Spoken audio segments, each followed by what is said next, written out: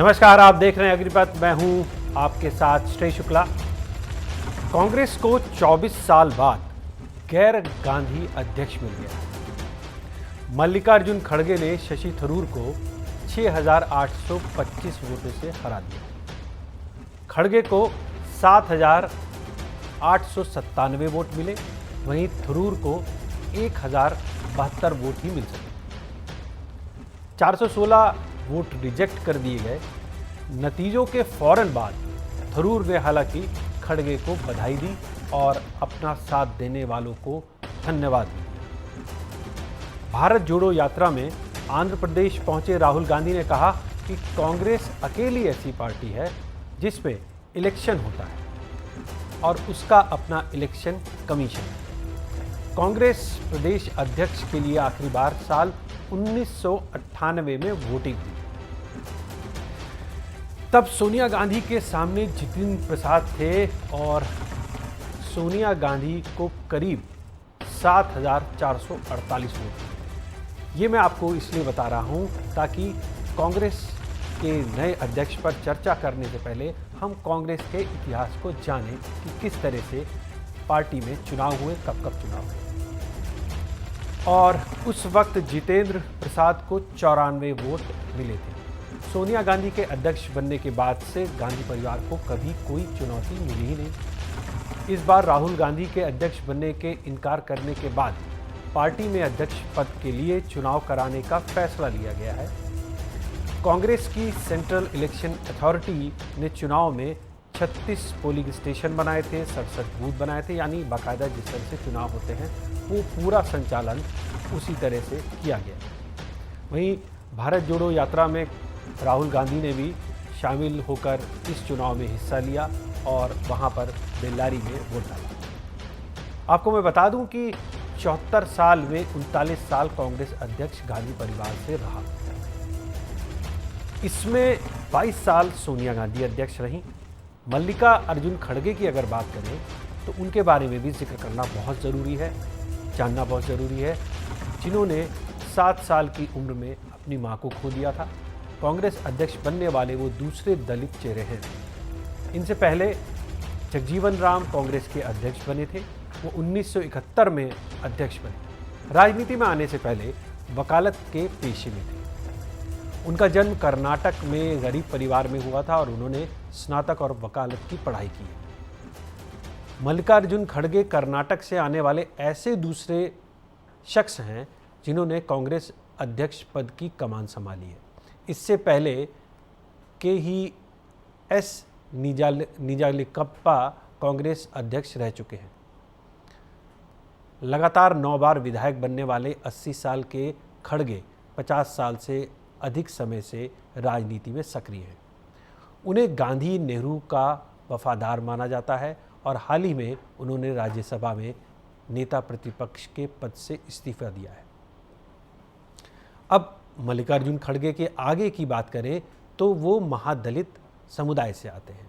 अगर उनकी राजनीति की बात की जाए तो वो पहले वकालत करते थे, फिर कांग्रेस में शामिल होने से पहले खड़गे डॉक्टर साहब जो भीमराव अंबेडकर हैं उनसे प्रेरित होकर आरपीआई में शामिल हुए। जब मोदी की लहर आई उसके बावजूद 2014 में लोकसभा चुनाव में खड़गे ने गुलबर्गा संसदीय सीट से चुनाव लड़ा और जीत भी हासिल की। जून में उन्हें लोकसभा में कांग्रेस पार्टी का नेता नियुक्त किया गया। हालांकि खड़गे 2019 में जीत नहीं पाए थे और भाजपा के उम्मीदवार जी माधव ने उन्हें 95,000 वोटों से हरा दिया था। पिछले 12 चुनाव में 11 बार वो जीत चुके हैं। वो 3 बार मुख्यमंत्री बनते बनते रह गए और 6 भाषाओं का ज्ञान भी वो रखते हैं। लेकिन ये तो रही खड़गे की विशेषताएं। अब अगर आप ज़मीन की बात करें और राजनीति की बात करें, सियासत की बात करें कि सियासत किस तरफ जाएगी खड़गे के जीतने के बाद, कांग्रेस अध्यक्ष बनने के बाद, तो कांग्रेस के सामने कौन कौन सी वो चुनौतियां हैं जिसका उसको सामना करना है। कांग्रेस अध्यक्ष बनकर वो कौन सा करिश्मा कर पाएंगे, ये भी बहुत अहम बात है, क्योंकि उनके सामने गुजरात, हिमाचल प्रदेश का चुनाव बड़ी चुनौती है। अगले साल मध्य प्रदेश, राजस्थान और छत्तीसगढ़ का चुनाव भी बहुत बड़ी चुनौती है और सबसे बड़ा चैलेंज है 2024 का चुनाव। और अगर बात उत्तर प्रदेश की करें तो तकरीबन 32 सालों से वनवास झेल रही कांग्रेस को यूपी में वो कितना मजबूत कर पाएंगे, ये भी अहम सवाल है। उससे पहले अहम बयान मैं आपको एक सुनाऊंगा, फिर चर्चा की ओर बढ़ेंगे हम। आज कांग्रेस पार्टी के अध्यक्ष पद के चुनाव की मतगणना हुई है और जैसा आप सब जानते हैं आदरणीय मल्लिकार्जुन खड़गे साहब भारी बहुमत से चुनाव जीते हैं। लोकतंत्र में इससे बेहतर उदाहरण नहीं हो सकता जब आंतरिक डेमोक्रेसी को आगे बढ़ाने के लिए कांग्रेस पार्टी ने बड़ा व्यापक चुनाव कराया। मतदान हुआ 17 तारीख को और आज लगभग 90% वोट खड़गे साहब को मिला। ये लोकतंत्र की जीत है, ये देशवासियों के लिए और कांग्रेस पार्टी की जीत है।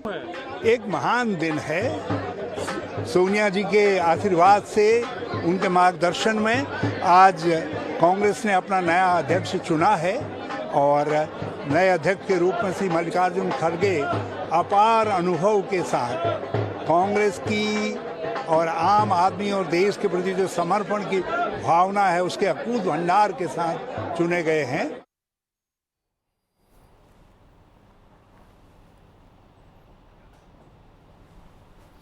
जी हाँ, तो कांग्रेस को नया अध्यक्ष मिल गया है और अब नए अध्यक्ष के साथ उम्मीदें जगी हैं कांग्रेस में और उनको लगता है कि कुछ बदलाव होगा।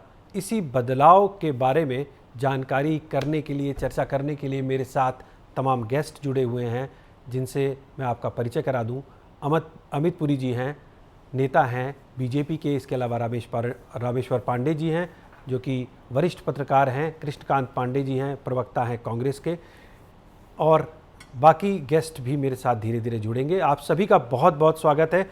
सबसे पहले सीधा सवाल कृष्णकांत पांडे जी से। कृष्णकांत जी, बधाई हो, आपको नया अध्यक्ष मिल गया, लेकिन चुनौतियां भी अपार हैं, चुनौतियां भी ज़बरदस्त हैं। इन चुनौतियों से कैसे निपटेंगे खड़गे जी?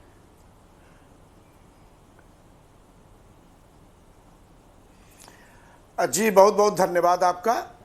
और यह सही है कि चुनौतियां तो राजनीति में हम हैं तो चुनौतियां तो होगी ही होगी, लेकिन पूरे हिंदुस्तान के हमें इस बात का नाज है कि पूरे हिंदुस्तान में अगर कोई एक दल है, कांग्रेस पार्टी है, जिसमें लोकतांत्रिक तरीके से लोकतांत्रिक प्रक्रिया अपनाई जाती है। और आज तक हमने नहीं देखा और आपने भी नहीं देखा होगा। रामेश्वर पांडे जी तो हमारे बड़े वरिष्ठ हैं और बड़ा उनका अनुभव है, नहीं देखे होंगे कि किसी राजनीतिक दल में चुनाव आज तक हुआ हो। ऐसी स्थिति में और दूसरी चीज है, मल्लिकार्जुन खड़गे साहब अपने आप में जिसका 50 साल का एक राजनीतिक अनुभव हो, जो 30 साल की उम्र में पहली बार 1972 में विधायक हुए हों और तब से लेकर 2008 तक लगातार वो विधायक रहे 9 बार, और 69 में ही गुलबर्गा के शहर अध्यक्ष, ब्लॉक अध्यक्ष होते हुए, यानी एक नीचे से, एक ग्रास रूट से उठा हुआ व्यक्ति और कांग्रेस पार्टी के राष्ट्रीय अध्यक्ष तक पहुंचने वाले, मैं समझता हूं शायद ऐसा किसी और दल में देखने को मिले। दूसरी सबसे महत्वपूर्ण बात, आज हमारे 65वें अध्यक्ष और तमाम लोग हमारे अध्यक्ष हुए। कांग्रेस पार्टी में नेहरू गांधी परिवार से जो चर्चा होती है बार बार, आज़ादी के पहले से लेके अब तक 6 अध्यक्ष हुए। बाकी आज तक जितने भी अध्यक्ष हुए लगभग 59 अध्यक्ष वो दूसरे ही लोग रहे। कोई ऐसा तो नहीं है कि नहीं वह नेहरू गांधी परिवार के ही रहे। और ऐसी स्थिति में जहां 9 बार के विधायक, 2 बार के लोकसभा सांसद और इस समय वर्तमान में राज्यसभा के सांसद और लोकसभा में भी नेता कांग्रेस संसदीय दल के रहे और राज्यसभा में भी अभी ये नेता एलओपी रहे हैं, अभी उन्होंने इस्तीफा दिया है चुनाव लड़ने के पहले। मैं समझता हूं इस तरह का अपने आप में कांग्रेस पार्टी में एक अनूठा उदाहरण प्रस्तुत किया है। और जो लोग सवाल उठाते थे, मैं तो एक चीज का उम्मीद करता हूं कि भारतीय जनता पार्टी के साथी जो सवाल उठाते थे, उनके यहां कब इस अंगुली पे स्याही के निशान लगेंगे, कब उनके यहां ढोल बाजा बजेगा कि आज हमारा अध्यक्ष चुन लिया गया, कब उनके यहां मिठाई खाई जाएगी। केवल भाषणबाजी मेरा साफ कहना है कि भारतीय जनता पार्टी मात्र 1.5 आदमी की पार्टी है, और 1.5 आदमी की पार्टी इस देश में भारतीय जनता पार्टी को चला रही है। आज 42 साल हो गए हैं भारतीय जनता पार्टी को भी। अब तक भारतीय जनता पार्टी ने भी 11 अध्यक्ष दिए हैं। अटल बिहारी वाजपेयी जी 5 वर्ष, आडवाणी जी 11 साल, राजनाथ जी 5 वर्ष, अमित शाह जी 6 वर्ष, और इसके बावजूद भी जिस तरह से और 11 अध्यक्ष दिए, उनके यहाँ चुनाव कब और किस वक्त हुआ, हमारे बड़े भाई और मित्र अमित पुरी जी बैठे हैं, वो जरूर इस बात को बताएंगे। जी, लेकिन एक चीज़ ये बताइए कि कांग्रेस की जो हकीकत है, उत्तर प्रदेश की बात करें और देश की बात करें, तो वहाँ पे बहुत ज़बरदस्त संघर्ष है। चुनाव जब प्रक्रिया आई थी उस वक्त भी देखने को मिला था। तो जो खड़गे साहब की जो एक्सेप्टेंस है, ये पूरे देश में किस तरह से होगी और वो जनता के बीच में किस तरह से जाएंगे? क्योंकि खड़गे जो हैं वो राहुल गांधी से बड़ा चेहरा नहीं है, सोनिया गांधी से बड़ा चेहरा नहीं है। अगर चेहरे की बात करें तो वो अपने मैसेज को किस तरह से लोगों के बीच में ले जाएंगे?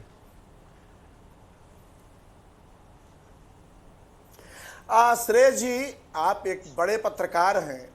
आपके सवाल के जवाब में मैं एक सवाल करता हूं कि क्या भारतीय जनता पार्टी, भाई देश में 2 पार्टियों में आपस में जो राष्ट्रीय पार्टी हो, चाहे भारतीय जनता पार्टी और कांग्रेस, तो मैं तो बात भारतीय जनता पार्टी के ही जवाब में करूंगा कि क्या उनके यहाँ जेपी नड्डा, अमित शाह और मैं नरेंद्र मोदी जी की बात करता हूं, क्या जेपी नड्डा उनसे बड़े चेहरे हैं?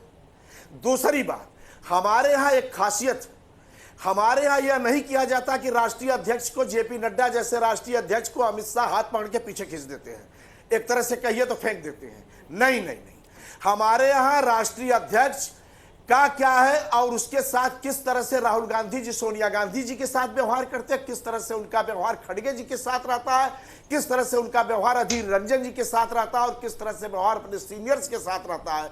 यहाँ तक कि अगर कहीं किसी मीटिंग में आडवाणी जी भी मिले तो किस तरह से वह संस्कार अपना दिखाते हैं, मैं समझता हूँ यह अपने आप में एक बहुत बड़ी बात है। और खड़गे जी पार्टी के सर्वे सर्वा आज हुए हैं, अध्यक्ष हुए हैं। राहुल जी हो, सोनिया जी या जो भी कांग्रेस पार्टी के बड़े नेता हो, उसमें खड़गे जी पार्टी चलाएंगे। खड़गे जी का निर्देश, खड़गे जी का जो भी निर्देश होगा पार्टी के हित में, सब लोग उसको मानेंगे। जी, कृष्णकांत जी, एक और सवाल है मेरा कि अब राहुल गांधी को किस भूमिका में आप देखते हैं? जब उन्होंने राष्ट्र अध्यक्ष बनने से इनकार कर दिया था, तो अब उनकी क्या भूमिका है? जी, आज राहुल गांधी जी ने जिस तरह से आंध्र प्रदेश में अपने प्रेस कॉन्फ्रेंस में कहा है कि राष्ट्रीय अध्यक्ष जो भी हमारी भूमिका तय करेंगे, हम उस भूमिका में रहेंगे। राष्ट्रीय अध्यक्ष पार्टी का सर्वे सर्वा होता है और राष्ट्रीय अध्यक्ष जो भी तय करेगा वह राहुल जी की भूमिका रहेगी। राहुल जी इस देश के नेता हैं, कांग्रेस पार्टी के नेता हैं। श्रीमती सोनिया गांधी जी इस देश की नेता हैं और सोनिया गांधी जी जहां तक प्रधानमंत्री होने का सवाल होता 1991 में हो गई होती, 2004 से 2014 तक के बीच में हो गई होंगी। यह परिवार तो त्याग और बलिदान की प्रतिमूर्ति है, त्याग और तपस्या के रास्ते पर चलने वाले लोग हैं। तो इनकी भूमिका जो मल्लिकार्जुन खड़गे जी तय करेंगे, वो जो उस भूमिका को निभाएंगे। पार्टी के नेता हैं श्रीमती सोनिया जी, श्री राहुल जी, श्रीमती प्रियंका जी, ये पार्टी के नेता हैं, पार्टी के नेता रहेंगे। जी, एक और सवाल मेरा है कृष्णकांत जी कि अगर गांधी परिवार के अलावा अध्यक्ष की बात करें तो और इतिहास को देखें तो इतिहास कोई बहुत सक्सेसफुल नहीं दिखता है कि कोई बहुत बड़ा चमत्कार कर दिया हो।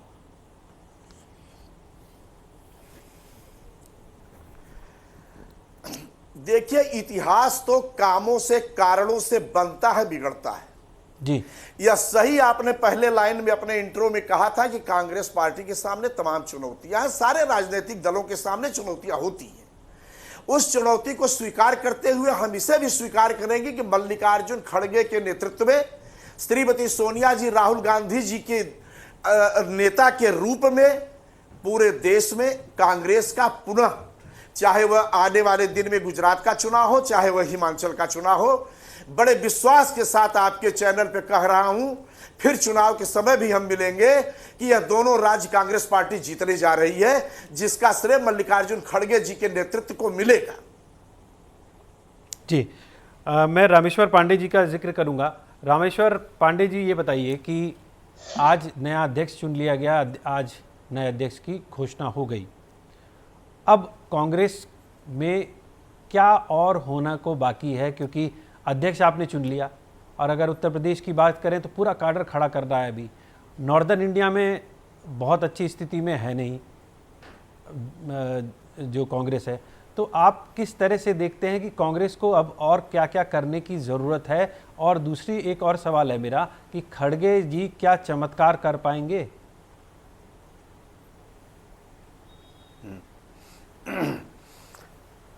देखिए सेठ जी, पहले बात तो ये है कि मैं नए अध्यक्ष चुनने की बधाई देता हूं कांग्रेस के लोगों को।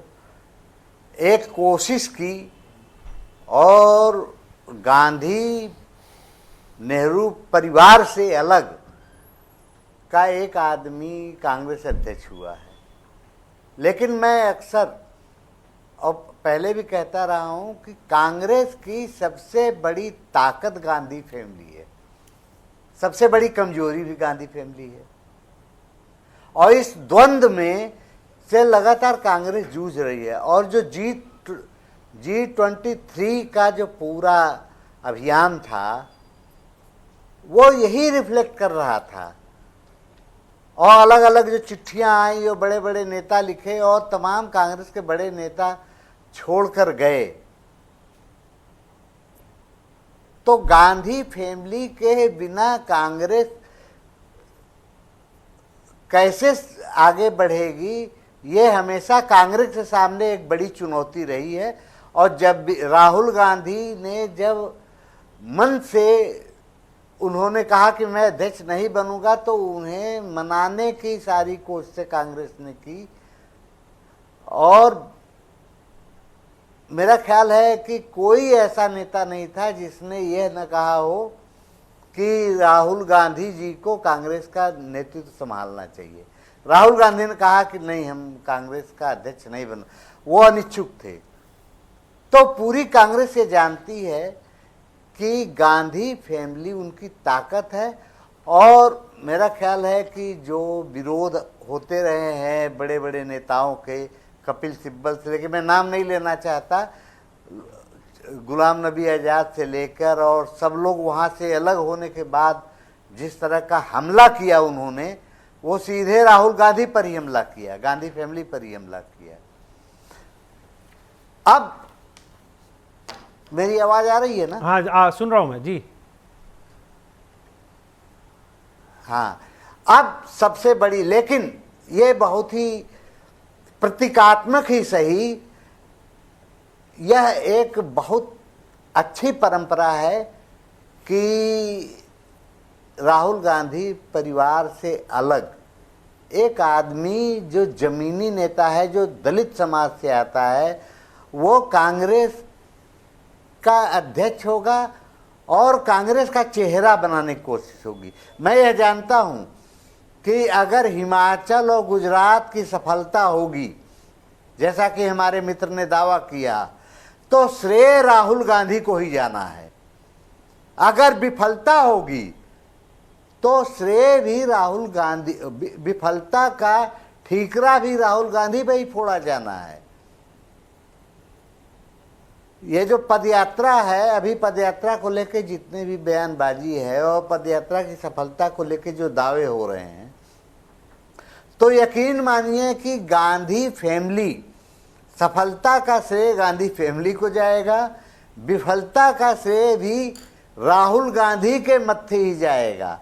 और खड़गे साहब ने, मेरा ख्याल है कि वो लिखित भाषण नहीं पढ़ते, लिखित भाषण आज पढ़ा उन्होंने कि सोनिया जी के आशीर्वाद से उन्होंने साफ साफ संकेत दिया, और सारे लोगों ने फिर वही संकेत दिया कि सोनिया जी या गांधी फैमिली के आशीर्वाद से ही नया अभियान शुरू हो रहा है। तो लेकिन खड़गे साहब के सामने बड़ी चुनौती है। पहली बड़ी चुनौती तो जो आसन्न चुनाव है हिमाचल, गुजरात, और जिसके लिए उनके पास समय नहीं मिला है खड़गे साहब को, कि चुनाव सर पर है। लेकिन उससे भी बड़ी चुनौती यह है कि जो उदयपुर सम्मेलन उदयपुर में जो कांग्रेस ने कुछ फैसले किए, जयपुर में, राजस्थान में उदयपुर शिविर, उनके जो प्रस्ताव हैं उसको जमीन पर उतारने की, ये बड़ी चुनौती है। दूसरी बड़ी चुनौती, जो कांग्रेस के बड़े बड़े स्टालवर्ड्स हैं, जो अलग अलग स्वर में कभी चिट्ठी लिखते हैं, कभी बयान देते हैं, उन नेताओं को एक सुर में ले आना, उनको मैनेज करना। तीसरी बड़ी चुनौती, कांग्रेस का चुनाव तो हो गया, लेकिन कागज पर कांग्रेस संगठन मजबूत दिखती है अगर कागज मांग दे तो, लेकिन आप यूपी में बैठे हैं, हम लोग देख रहे हैं यूपी में। मैंने बार बार कहा कि कांग्रेस को जमीनी स्तर पर अपना सांगठनिक ढांचा खड़ा करना पड़ेगा, और यूपी से, बिहार से, अलग अलग प्रांतों से उनके जो स्थानीय नेतृत्व है उसको आगे करना पड़ेगा। और ये यूपी सबसे बड़ी चुनौती है, क्योंकि खड़गे साहब के सामने 2024 का लोकसभा चुनाव सबसे बड़ी चुनौती है, और उसमें यूपी बिहार की जो स्थिति है, यह उनके लिए बड़ी चुनौती है कि यहाँ सांगठनिक ढांचा को कैसे खड़ा करें। जी, तो जाहिर सी बात है कि खड़गे साहब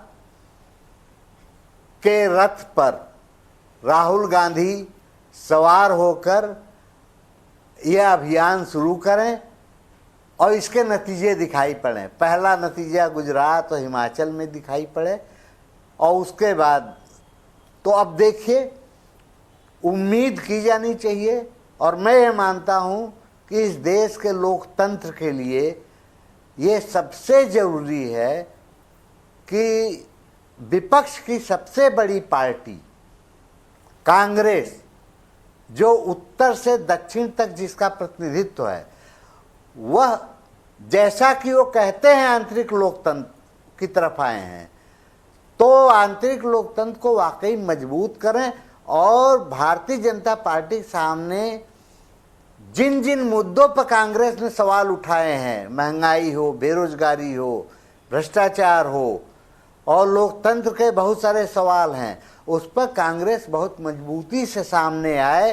ये हर समझदार आदमी चाहेगा, ताकि इस देश में सत्तारूढ़ दल पर अंकुश रहे और यह देश बहुत ही खूबसूरत लोकतंत्र की तरह दुनिया के सामने दिखाई पड़े। जी, मैं ब्रिजेश शुक्ला जी का रुख करूँगा। ब्रिजेश जी, खड़गे जी तो बन गए राष्ट्रीय अध्यक्ष।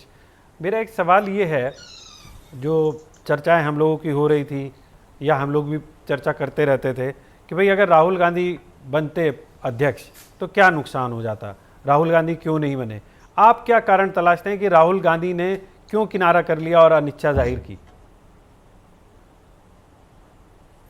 सुरेश जी, राहुल गांधी वास्तव में जिस समय अध्यक्ष थे उस समय चुनाव हुए और चुनाव में सफलता नहीं मिली। उसके बाद वो सामने आए और उन्होंने स्वीकार किया कि साहब मैं इसको स्वीकार, अब पद जो है मैं छोड़ता हूँ। राजनीति बड़ी कठिन चुनौती होती है। राजनीति कोई ऐसा नहीं है कि साहब अध्यक्ष बनने के बाद बहुत कुछ बदल जाए, एकदम से बदल जाए। इसके लिए पूरा संगठन खड़ा करना पड़ता है, और संगठन ही पूरी तरह से जब आगे बढ़ता है तब हम सरकार की तरफ बढ़ते हैं। अब ये जो पहला, ये जो दो चीजें कांग्रेस के अंदर इस समय बहुत बड़ी हो रही हैं। एक तो अध्यक्ष, राष्ट्रीय अध्यक्ष चुना जाना है, वो गांधी परिवार से चुना गया है। और दूसरा सबसे बड़ी बात यह है कि जिससे कांग्रेस बहुत उत्साहित है, वो है राहुल गांधी की भारत जोड़ो यात्रा। उसको लेकर तमाम बातें की जा रही हैं कि साहब बिल्कुल बदलाव आने वाला है, एक क्रांति होने वाली है, राजनीति उत्तर बिल्कुल एकदम पूरी अपनी धुरी में घूम जाएगी। अब लेकिन ये सब जब बातें चल रही हैं, उसी समय प्रश्न पत्र भी तैयार हो चुका है और गुजरात और हिमाचल का चुनाव आ गया है। इस चुनाव में यदि कांग्रेस बहुत अच्छा प्रदर्शन करती है, नहीं बहुत अच्छा करती है, अच्छा करती है, तो इसे उपलब्धि मानी जाएगी। गुजरात में स्थितियां क्या हैं आपको भी मालूम है, मुझे भी मालूम है। वहां एक नई चुनौती खड़ी हो रही है कांग्रेस के सामने। वो चुनौती है आम आदमी पार्टी। क्या नए अध्यक्ष उससे निपटेंगे, कैसे निपटेंगे, क्या करेंगे, कैसे उसको। कारण क्या है कि ये दोनों राज्य ऐसे हैं जहां कांग्रेस जो है सीधे बीजेपी से टक्कर लेती रही। वहां तीसरा ध्रुव ही नहीं कोई कभी रहा। आप याद करिए, कभी रहा हो? कांग्रेस थी या बीजेपी थी, चाहे हिमाचल प्रदेश हो चाहे गुजरात हो। लेकिन इस बार जो मैं जमीनी हकीकत देख रहा हूं, थोड़ा बदलाव है। हो सकता है कांग्रेस के नए अध्यक्ष आए हैं, भारत जोड़ो यात्रा हो रही है, वो तमाम बदलाव कर दे, क्योंकि राजनीति में हवाएं बड़ी तेजी से बदलती हैं और उसके बाद परिणाम को भी बदल देती हैं। तो ये बड़ी चुनौतियां हैं कांग्रेस के सामने। अब जो सारा मामला ये है, लोकतंत्र में जनता का निर्णय वही आपकी सफलता और असफलता का पैमाना होता है। यदि आपकी जनता आपके साथ है तो आपका हर कदम वाह वाह है, हर कदम आपकी जय जयकार है, हर तरफ आपके ये किसान ये है, ये मारा है तीर और ये पत्ता फेंका है। लेकिन जब आप नहीं सफल होते हैं तो आप कितने ही पत्ते बदलते रहें, कितने ही पत्ते चलते रहें, उसका कोई मूल्य नहीं होता है। ऊपर से 100 बातें दूसरे विपत्ति और सुनाते हैं। अब उससे बड़ी चुनौती ये आ रही है, ये जो चुनाव आ रहे हैं, देखिए कर्नाटक आ रहा है, मध्य प्रदेश आ रहा है, छत्तीसगढ़ आएगा आगे, गुजरात और हिमाचल तो अभी होने जा रहा है। कि इन राज्यों और ये माना जाता है इन्हीं राज्यों पर पूरा दारोमदार है 2024 का। यदि 2024 के पहले इन राज्यों पर कांग्रेस फतह करती है, नए अध्यक्ष का असर सामने दिखता है, भारत जोड़ो का असर सामने दिखता है, तब तो ठीक है, तब तो कांग्रेस के ही नेतृत्व में चुनाव लड़ा जाएगा। तमाम लोग जो लोग अभी सर उठा रहे हैं, चाहे चंद्रशेखर राव हो या ममता बनर्जी हो या अन्य तमाम इस तरह के महत्वाकांक्षी अरविंद केजरीवाल हो, वो उनको पीछे अपने कदम खींचने पड़ेंगे।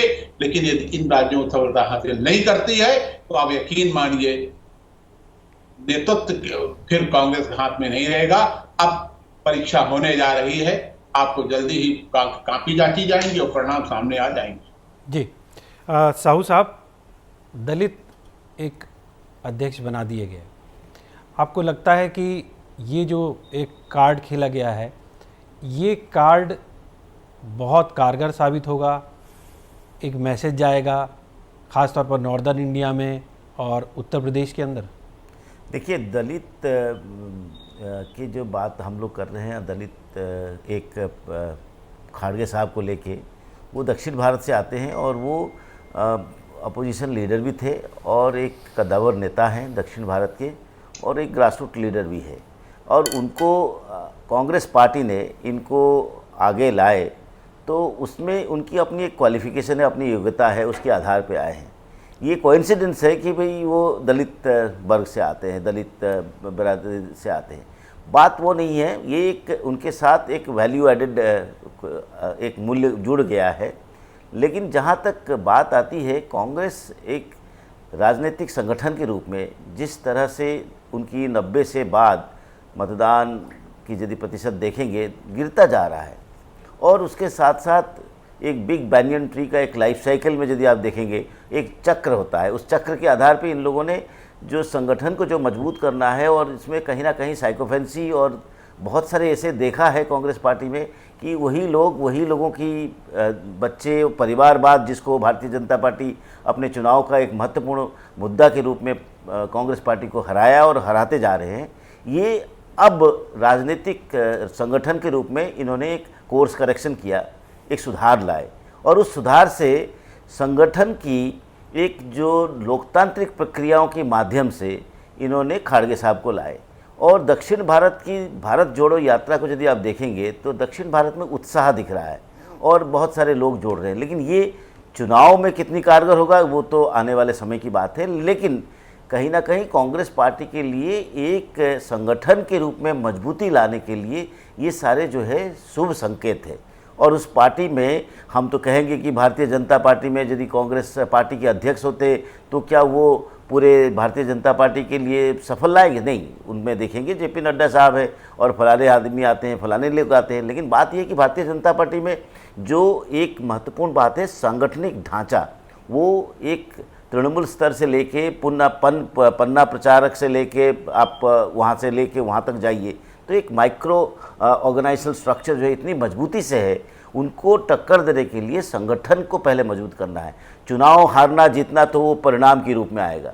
तो चुनाव गुजरात और हिमाचल प्रदेश के चुनाव को उत्तर भारतवर्ष में खाड़गे साहब की जीतने के बाद सफलता हमको लगता नहीं इसके ऊपर वो काम करना चाहिए, क्योंकि उसमें संगठन जब मजबूत होगा, पूरे लोग जुड़ेंगे, तब जाके ये चुनाव की बात करें। अभी चुनाव की बात करना भी नहीं चाहिए कांग्रेस को, अभी कांग्रेस को संगठन की ही बात करनी चाहिए। और उस संगठन की बात करते हुए जो बिखराव है, तरह तरह की लोगों की जो असंतोष है, उसको जोड़ के करेंगे। आपने पूर्व वक्ता ने बताया कि कांग्रेस गांधी के बिना उनका एक नहीं हो सकता है, without Gandhi family Congress has no existence. ये बात सही है, लेकिन ये अब जो कोर्स करेक्शन हो रहा है तो उसमें एक मैसेज जाएगा। और भारतीय जनता पार्टी का जो बार बार एक परिवारवाद का जो एक था, उनका एक अटैक था, उस अटैक से अब ये दूर रहेंगे और संगठन को मजबूत करने की यदि बात करेंगे तो मेरे को लगता है कि हिमाचल प्रदेश और गुजरात में आम आदमी पार्टी आना, ये कहीं ना कहीं लोग कहते हैं स्ट्रैटेजी भी हो सकता है। भाई जो सत्ता में रहते हैं तो सत्ता हर कोई कोशिश करेगा हम जीतें और थर्ड पार्टी आके हमारे साथ आए तो वोट परसेंटेज इनका बढ़ जाए तो हम फिर दोबारा सत्ता में आएंगे। ये this is a open secret, उसको तो हम कहते हैं कि भाई ये खुला खेल है। और इसमें आपने देखा होगा कि बहुत सारे अखबारों में भी आया है कि भाजपा किस तरह से सिसोदिया साहब सीधे यहाँ पे प्रदर्शन किया और सीधे जाके गुजरात में पहुँच गए। तो बात वो नहीं है, बात यह है कि अब कांग्रेस के लिए एक ऑर्गेनाइजेशन और लीडरशिप और उसके साथ साथ जो स्ट्रैटेजी है उसमें पार्टी मजबूत होने की शुभ संकेत दिखाई दे रहा है। और ये लोकतंत्र के लिए, कांग्रेस की पार्टी के लोकतंत्र के लिए और भारतीय समाज की जो राजनीतिक संगठनों में जो एक विपक्ष की भूमिका के रूप में कांग्रेस का इस तरह की मजबूती से अपने आप को लाना, ये कहीं ना कहीं एक पॉजिटिव मैसेज पार्टी की तरफ से आ सकता है। अमित पुरी जी, आप लोग आरोप लगाते रहते थे परिवारवाद, अब बना दिया इन्होंने तो परिवार से अलग अध्यक्ष, अब क्या कहेंगे आप? ठीक, मैं आज के दिन जब इस विषय पे एक सार्वजनिक चर्चा पे आपके साथ बैठा हूँ तो यकीन मानिए कृष्णकांत पांडे जी के बोलने के पहले भी और बोलने के बाद भी, क्योंकि वो कांग्रेस का प्रतिनिधित्व कर रहे हैं, उन्हीं के अध्यक्ष के निर्वाचन के ऊपर ये चर्चा ज़ेरे बहस आज रखी गई। मेरे दिमाग में एक बात थी कि इस पूरी बहस के अंदर कांग्रेस बीजेपी की tug of war of words से आगे बढ़ के श्री मल्लिकार्जुन खड़गे के हाथ में कांग्रेस की खड़ग आई है, तलवार आई है। और विपक्ष का स्वस्थ लोकतंत्र के अंदर बलवती होना, आगे बढ़ना, ये लोकतंत्र का एक शुभ संकेत होता है। मुंडे मुंडे मतिर भिंडे, ऐसा भारतीय संस्कृति का मूल तत्व है। लोकतंत्र की अवधारणा जो भारतीय संस्कृति से निकली, उसका ये मूल तत्व है। और बड़ा अच्छा लगा कि अग्निपथ जैसे प्रोग्राम में आज कांग्रेस के अध्यक्ष के इस अग्निपथ पे चर्चा हो रही है। खड़गे साहब जिस समय कांग्रेस की खड़ग लेकर के निकले, मैं इसे कांग्रेस बीजेपी बहस नहीं बनाना चाहता, कुछ विषय आए उनका उत्तर एक राजनीतिक शिष्टाचार के नाते दे दूंगा और उसे कोई अन्यथा भाव से ना ले। इतिहास के सबसे संकटपूर्ण क्षणों से गुजर रही कांग्रेस, जमीनी हकीकत और चुनावी राजनीति के द्वंद्व से जूझ रही कांग्रेस, नेताओं को जोड़ने और जड़ता को तोड़ने के लिए चुनौतियों से जूझ रही कांग्रेस, कांग्रेस सेवा दल नाम का वो संगठन जो कांग्रेस को काडर देता था, उसकी समाप्ति के बाद निकली हुई कांग्रेस, उत्तर भारत के अंदर अभी 2-3-4 दिन 10 दिन पहले श्री मुलायम सिंह जी का देहावसान हुआ। और इतिहास की एक बड़ी निर्ममता देखिए, कांग्रेस पार्टी के संस्थापक सदस्यों में से एक श्री ए.ओ. ह्यूम उसी जिले इटावा के कलेक्टर रहे थे जिस इटावा के जसवंत नगर से मुलायम सिंह जी ने कांग्रेस को राजनीतिक चुनौती देकर उसका विपक्ष का स्पेस भी उत्तर भारत के बड़े प्रांत के अंदर हर लिया था। आज प्रमुख विपक्षी दल के रूप में सच्चाई है कि समाजवादी पार्टी है। लेकिन खड़गे साहब के सामने मैं मानता हूं राजनीतिक सबसे बड़ी चुनौती जो है, मैं अभी तक इसको बीजेपी कांग्रेस की तरफ नहीं ले जा रहा, कि उदयपुर के सम्मेलन जिसकी रामेश्वर पांडे जी ने चर्चा की, उसी के साथ साथ पंचमढ़ी में भी जब नरसिम्हा जी अध्यक्ष थे तो एक सम्मेलन हुआ था। तो उदयपुर से पंचमढ़ी तक की कार्य योजनाओं को कांग्रेस कैसे आगे बढ़ाएगी, यह भी कांग्रेस के सामने एक राजनीतिक चुनौती है। मैं मानता हूं यह भी राजनीतिक चुनौती है कि पंडित मदन मोहन मालवीय, सुभाष बाबू और नरेंद्र देव और डॉक्टर राम मनोहर लोहिया ने कांग्रेस को छोड़ा। क्यों छोड़ा? देश की आजादी के पहले सीतारमैया साहब कांग्रेस के अध्यक्ष का चुनाव लड़े सुभाष बाबू के खिलाफ। और क्षमा किया जाऊंगा, मैं अपने को नहीं कह रहा हूं, यहां ब्रिजेश शुक्ला जी बैठे इसलिए बड़े साहस के साथ कह दे रहा हूं।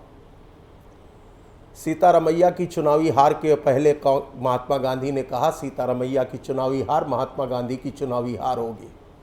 और सुभाष बाबू चुनाव जीत गए, लेकिन सुभाष बाबू के चुनाव जीतने के बाद ऐसी परिस्थितियां बनी कि निर्वाचित कांग्रेस के अध्यक्ष को इस्तीफा देना पड़ा। ये इतिहास कहता है, मैं नहीं कहता। निजलिंगप्पा साहब की चर्चा आपने की, नरसिंह राव साहब की चर्चा की, सीताराम केसरी भी कांग्रेस के अध्यक्ष रहे थे सोनिया जी के अध्यक्ष बनने के पहले। बस मैं पहले दौर में इतना ही कह के रुक जाता हूं, इसके आगे विषाक्त वातावरण नहीं करना चाहता। देश जानता है कि सीताराम केसरी 24 अकबर रोड से किस परिस्थिति में और कैसे निकाले गए थे। तो बीजेपी के अध्यक्षों के निर्वाचन के बारे में जो चर्चा है, हम तो शुरू से ही ये काम करते रहे, हमारे यहाँ चुनाव होते रहे। लेकिन अच्छी बात है, हम कांग्रेस ने चुनाव की प्रक्रिया की तरफ आगे बढ़ी, स्वागत है। मैं तो कह रहा हूं लोकतंत्र के लिए ये एक नया राष्ट्रीय स्वरूप है।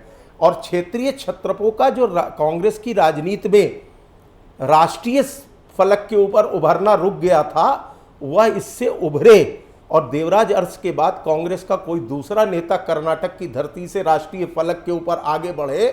निजलिंगप्पा जी की चर्चा आपने की, मैं देवराज अरस साहब का भी नाम लेता हूं, कर्नाटक के बड़े नेता थे, मुख्यमंत्री थे। अब देखना यह है कि नरसिंह राव जी के दौर में जो कांग्रेस चली थी, प्रधानमंत्री और पार्टी अध्यक्ष, धीरे धीरे जवाहरलाल जी के समय से ही वो पर्सनैलिटी कल्ट और ऑरा इतना था कि एक होता चला गया। कांग्रेस नरसिंह राव जी के रास्ते पे चलेगी या इंदिरा नेहरू परिवार के अतिरिक्त एक अध्यक्ष और बने थे, देवकांत बरुआ, जिन्होंने India is Indira, Indira is India का नारा दिया था। कांग्रेस उस दिशा में आगे बढ़ेगी, पंचमढ़ी की दिशा में आगे बढ़ेगी कांग्रेस, कि उदयपुर के सम्मेलन की दिशा में कांग्रेस आगे बढ़ेगी। यह रास्ता तो कांग्रेस पार्टी को तय करना है। रही बात बीजेपी की जो चिंता की गई, मैं बहुत विनम्र निवेदन के साथ कह रहा हूं, मैं पहले दौर में उस सारे विषयों के ऊपर नहीं जाता। हम उस पर भी नहीं जाते कि सीतारमैया की हार के बाद महात्मा गांधी ने कांग्रेस पार्टी को मूवमेंट के रूप में देखते हुए पॉलिटिकल आउटफिट के रूप में ख़त्म करने की एक कल्पना भी की थी। तो ये 1.5 आदमी की कल्पना नहीं थी बाबू। थोड़ा गुजरात के बारे में आप कहते कहते इशारतन कह रहे थे, ये गुजरात की धरती से महात्मा गांधी ने कांग्रेस के बारे में कहा था। लेकिन आपको लगता है मोदी बैशिंग सबसे बड़ी चीज़ है, तो मैं आज के अवसर पे तो चाहता था कांग्रेस पार्टी अपना बर्थडे केक बांटे, लेकिन वह बीजेपी बैशिंग के बाद जो परसंताप है, सैडिस्टिक प्लेजर, उससे नहीं निकल पा रही। मैं तो खुले मन से आज भी खड़गे साहब को कांग्रेस की खड़ग मिलने पर बधाई देता हूँ। जी, कृष्णकांत पांडे जी, आज जब चुनाव चल रहा था और उसके बाद उस चुनाव प्रक्रिया के बीच में तरह तरह के स्टेटमेंट आने लगे। थरूर साहब और उनके समर्थकों ने कहा कि बैलेट में गड़बड़ी कर दी गई, यानी कि विरोध के स्वर उठे। अब सबसे बड़ी चुनौती खड़गे साहब के सामने जो टीम बनाने की है वो है, क्योंकि चुनाव प्रक्रिया के दौरान आपने देखा कि कितने तरह के धड़े खड़े हुए, उनको फिर शांत किया गया, 10 जनपद तक गए, ऑब्जर्वर बैठाए गए। बहुत सारी घटनाएं हैं जिनका मैं अभी जिक्र नहीं करना चाहता। तो आपको लगता है कि जो टीम बनाई जाएगी वो टीम चुनाव जिस तरह से जी चुनाव जिस तरह से कांग्रेस का जो अंदरूनी चुनाव प्राधिकरण है जिसके तहत किया गया, मैं समझता हूं इस पर किसी को भी किसी भी तरह का ऐतराज नहीं होना चाहिए। इतनी पारदर्शी तरीके से शायद चुनाव कहीं और हो ही नहीं सकता। नहीं, थरूर साहब भी ऐतराज कर रहे थे। सवाल है, निश्चित रूप से शशि थरूर जी मैं वही कह रहा हूं शशि थरूर जी निश्चित रूप से कांग्रेस के एक बड़े नेता हैं और दुनिया में खुद एक मुकम्मल अपनी पहचान रखने वाले नेता है। कोई सामान्य नेता शशि थरूर जी नहीं है। पूरे भारत में उनकी बुनियाद और बौद्धिकता का कोई सानी नहीं है, कोई जवाब नहीं है। शशि थरूर जी वो कांग्रेस की शान है। लेकिन इसके बावजूद भी शशि थरूर जी ने कहा है आज कि मुझे इस चुनाव में कोई आपत्ति नहीं है और आदरणीय खड़गे जी को आदरणीय शशि थरूर जी ने बधाई देने उनके घर गए। इसलिए अब इस पे तो कोई बात नहीं हो सकती। दूसरी बात, हमारे मित्र और बड़े भाई ने कई सुझाव दिए हैं और बर्थडे केक कहे हैं कांग्रेस को काटनी चाहिए, अच्छी बात कहे। मैं उनसे पूछता हूं कि कांग्रेस की दुर्दशा की चिंता वो उनको सता रही थी, अच्छी बात है। कांग्रेस आजादी से निकली हुई पार्टी है, आजादी की पार्टी है। अगर कांग्रेस नहीं रहेगी तो देश के ऊपर संकट आ सकता है। इसलिए वो भी हिंदुस्तान के एक नागरिक है, जिम्मेदार नागरिक है, उन्हें चिंता करनी चाहिए। लेकिन मैं पूछ रहा हूं कि कहां कहां भारतीय जनता पार्टी जीती है, मुझे जरा गिना दे उंगली पे। क्या कर्नाटक में जीती थी? क्या महाराष्ट्र में जीती थी? क्या मध्य प्रदेश में जीती थी? और जहां तक तमाम अध्यक्षों का उन्होंने जिक्र किया है, रातों रात शाम तक नितिन गडकरी अध्यक्ष बन रहे थे भारतीय जनता पार्टी के, दूसरे दिन सुबह राजनाथ सिंह जी को बना दिया गया। मैं उनके बीच में नहीं जाना चाहता। दूसरी और महत्वपूर्ण बात मैं उनसे कहना चाहता हूं कि कांग्रेस किस नीति पे चलेगी, उदयपुर पे चलेगी, किस पे चलेगी, कांग्रेस किस नीति पे चलेगी, मैं बताना चाहता हूं। अब उनको भी और दर्शकों को भी, आपके लाखों दर्शक हैं उनको भी, जो हिंदुस्तान का मनोबल टूट रहा है उसको जोड़ने के रुख पर कांग्रेस चल रही है और चलेगी। हमारी भारत यात्रा इसी बात की है। जिस बेरोजगारी ने नौजवानों को आत्महत्या पे मजबूर कर दिया है, उसको रोकने के लिए, बेरोजगारी को समाप्त करने के लिए कांग्रेस पार्टी चल रही है और चलेगी। और भाजपा बेरोजगारी दोनों जो सगे भाई हैं, यह जोड़ हम तोड़ेंगे। इसलिए तोड़ेंगे कि बेरोजगारी अब इस देश में अभिशाप बन के नहीं रहेगी। इस देश का बेरोजगार अब रोजगार पाएगा। यह हम करने जा रहे हैं। और दूसरी चीज, अमीर और गरीब के बीच में जो एक खाई बढ़ा रहे हैं ना, इस खाई को हम समाप्त करेंगे। इस नीति पे हम चलेंगे। न आप उदयपुर जाइए ना कहीं और जाइए, हम बता रहे हैं कि हम किस किस नीति पे चलेंगे। जी बिल्कुल। जिस तरह से दो लोगों को हिंदुस्तान की संपत्ति आप गिरवी रख रहे हैं, बेच रहे हैं और बेच के खा रहे हैं, हम यह है आप 1.5 आदमी की पार्टी और 2 लोगों को संपत्ति का बेचना है, हम नहीं होने देंगे। अब हम मतलब हिंदुस्तान की जनता नहीं होने देगी, क्योंकि हिंदुस्तान लोकतंत्र में जनता ही जनार्दन होती है। और हिंदुस्तान की जनता को यही बात बताने के लिए हम भारत जोड़ो यात्रा में निकले हैं। और इसी बात को बताने के लिए राष्ट्रपति पद का सम्मानजनक चुनाव होता है तो 100 बार दलित दलित आप कहते हैं। कांग्रेस पार्टी का राष्ट्रीय अध्यक्ष एक दलित और सचमुच का मजदूर का बेटा हुआ है, को किसी फर्जी चाय वाला नहीं हुआ है। यह सब करने के लिए हम यह कांग्रेस इस अभियान पे चलेगी। दूसरी चीज हम यह पूछना चाहते हैं, 1925 से आरएसएस बना है, जो इनका मातृ संगठन है। 97 ईयर्स ओल्ड। मैं पूछना चाहता हूं, आज तक 6 लोग बने हैं। डॉक्टर केशव राव बलिराम हेडगेवार 15 साल, गोलवलकर साहब 33 साल, देवरस जी 20 साल, प्रोफेसर रज्जू भैया 7 साल और सीतारमैया सुदर्शन जी 9 साल, डॉक्टर मोहन राव मधुकर राव भागवत जी 2009 से। चलिए कृष्णकांत पांडे जी, मैं अभिषेक पांडे का रुख करूंगा।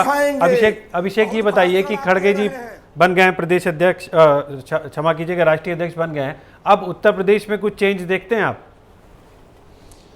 देखिए, अभी तो 2.5 दशक का एक इंतज़ार ख़त्म हुआ है, जो एक धब्बा लगा था, जो लगातार ये कहा जा रहा था कि लीडरशिप चेंज नहीं हो रहा है, कांग्रेस एक कुछ लोगों की पार्टी बन के रह गई है। तो अगर इंटरनल डेमोक्रेसी दिख रही है तो उसका असर नीचे तक दिखाई देना चाहिए।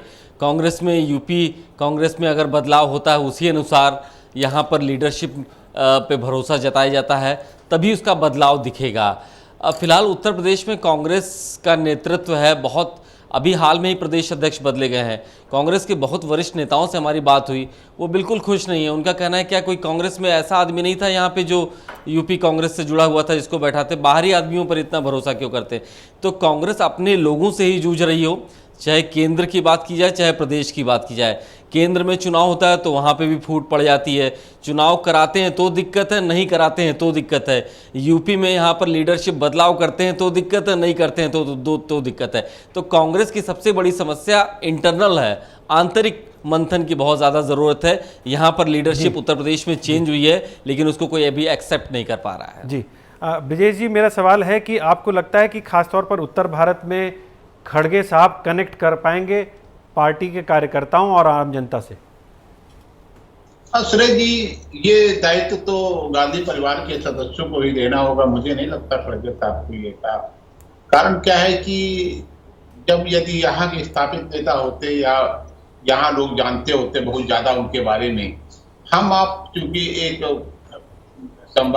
पत्रकार हैं और इस तरह के खबर करते हैं राजनीति, तो हम लोग ज्यादा बेहतर ढंग से जानते हैं। लेकिन यदि आप गांव में जाएंगे तो आपको 90% 99% लोग नहीं बता पाएंगे। और हाँ, गांधी परिवार के सभी सदस्य, ये सारा प्रयास उनको करना होगा। इसमें खड़गे साहब का मुझे नहीं लगता उत्तर भारत में कोई बहुत बड़ा योगदान दे पाएंगे। इसके लिए पार्टी को फिर गांधी परिवार पर ही यकीन करना पड़ेगा, उन पर ही भरोसा करना पड़ेगा, उनके ही कंधों पर सवार होना पड़ेगा। और ये जो है, ये धरती है, ये कांग्रेस के लिए काफी बंजर हो चुकी है। इसको कैसे हरा भरा करेंगे ये देखने वाली बात होगी। लेकिन नए अध्यक्ष बहुत बड़ा कुछ परिवर्तन कर पाएंगे मुझे नहीं लगता है। रामेश्वर जी, मेरा सवाल यही है आपसे जो मैंने ब्रजेश जी से सवाल किया था कि आपको लगता है कि कुछ परिवर्तन होगा, कनेक्ट कर पाएंगे लोगों से? नहीं, दक्षिण भारत में इसका एक इम्पैक्ट दिख सकता है, क्योंकि राहुल गांधी की पदयात्रा भी उन्हीं इलाकों में ज़्यादा हो रही है। खड़गे एक दलित परिवार से आए एक चेहरा हैं, लेकिन उत्तर भारत से खड़गे साहब राजनीति में दशकों से हैं, संसद में दशकों से हैं, लेकिन उत्तर भारत में उसे उनका कोई कनेक्ट रहा नहीं। कांग्रेस की लीडरशिप में भी अगली कतार के कुछ लोगों में वो थे, लेकिन अगली कतार के सर्वमान्य नेता उन्हें बनाने की कोशिश की गई, वो कनेक्ट नहीं हो पाया है। तो मुझे लगता है जहाँ तक उत्तर प्रदेश और बिहार की स्थिति है, मध्य प्रदेश की स्थिति है, तो मध्य प्रदेश में तो कुछ क्षत्रप हैं, लेकिन उत्तर प्रदेश और बिहार में तो बड़ी मुश्किल है, चुनौती है। और यहाँ तो कांग्रेस के ही दिग्गज कहते रहे हैं कि एक कंप्लीट ओवरहालिंग की जरूरत है। जी बिल्कुल। तो लेकिन उम्मीद बेहतर की जानी चाहिए। डीआर साहू साहब, यही सवाल है मेरा, क्योंकि आप भी अपनी तरह से विश्लेषण कर सकते हैं संक्षेप में कि ये जो कनेक्टिविटी की एक बात हो रही है, ये सबसे महत्वपूर्ण है, क्योंकि संगठन खड़ा करना हो या लोगों से कनेक्ट करना हो, इसके लिए कनेक्टिविटी ज़रूरी है। तो आपको लगता है उसमें सफल होंगे खासतौर पर उत्तर भारत में? देखिए, उत्तर भारत में और उत्तर प्रदेश में खासतौर पे जो हम सुनते आ रहे हैं कि प्रियंका जी का एक सचिव होके उन्होंने जिम्मेदारी ली है, लेकिन वो उतरने की बात है तो उसमें कहीं दिख नहीं रहा है। वो एक टोकनिज्म पे जा रहा है, टोकन के रूप में आते हैं चले जाते हैं, कोई पर्टिकुलर इंसिडेंट होता है। अभी ये बात सही है ब्रजेश शुक्ला जी की कहना है कि भाई ये इसमें गांधी परिवार को बहुत महत्वपूर्ण भूमिका और बहुत मेहनत करनी पड़ेगी। इसमें हमको लगता है कि राहुल गांधी और प्रियंका गांधी यदि उत्तर भारत में, उत्तर प्रदेश में यदि इसी तरह से पदयात्रा के माध्यम से एक मेहनत करे और लगातार संगठनों को मजबूत करते हुए यदि संगठनों को ढांचा को पूरी ओवरऑलिंग की बात करें तो एक उम्मीद तो हो सकती है, लेकिन अभी समय है नहीं, अभी बहुत समय लगेगा। जी, अमित पीरी जी, आपको लगता है कि खड़गे साहब बीजेपी के लिए एक बड़ी चुनौती साबित होंगे? मुझे लगता है कि अभी वो कांग्रेस की आंतरिक चुनौतियों से पार पाए, पहले कर्नाटक उनके मूल प्रदेश में चुनाव है उससे पार पाए। वैसे भी कांग्रेस की तो एक स्थिति रही है, लड़े सिपाही नाम सरदार का होए, अब आज़ादी वाली कांग्रेस तो रही नहीं जिसे महात्मा गांधी मूवमेंट बांध करके समाप्त करना चाहते थे। लेकिन हाँ, राजनीतिक बेरोजगार इस देश में दो बड़े हैं गांधी नेहरू परिवार से, उनकी बेरोजगारी का दर्द मुझे समझ में आता है। मैं तंजिया नहीं होना चाहता था, लेकिन नितिन गडकरी साहब की जगह राजनाथ जी जब अध्यक्ष हुए तो पार्टी की चुनावी प्रक्रिया से हुए, सीताराम केसरी के बाद सोनिया जी जब अध्यक्ष हुई थी तो रातों रात 80 वर्ष के उस बुजुर्ग कांग्रेस कोषाध्यक्ष रहे व्यक्ति का, उस बुजुर्ग कांग्रेस व्यक्ति का सामान 24 अकबर रोड से फेंका गया। गैर कांग्रेस नेहरू परिवार के सदस्य नरसिंह राव जी देश के प्रधानमंत्री रहे, आधी लाश जलती हुई छोड़ के कांग्रेस चले आए और राजघाट पर एक परंपरा रही देश के प्रधानमंत्रियों की समाधि स्थल बनने की, नरसिंह राव को उससे दूर कर दिया गया।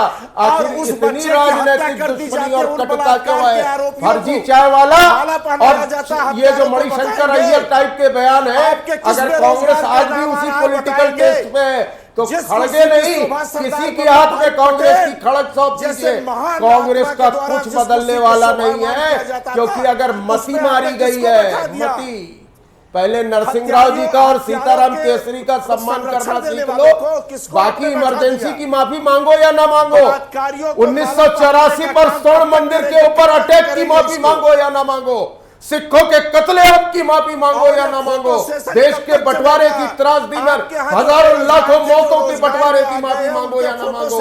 कांग्रेस अगर आज भी चाहती है तो खड़गे साहब कहे कि नरसिंह राव की आधी जली हुई लाश कांग्रेस के लिए दुखद अध्याय थी।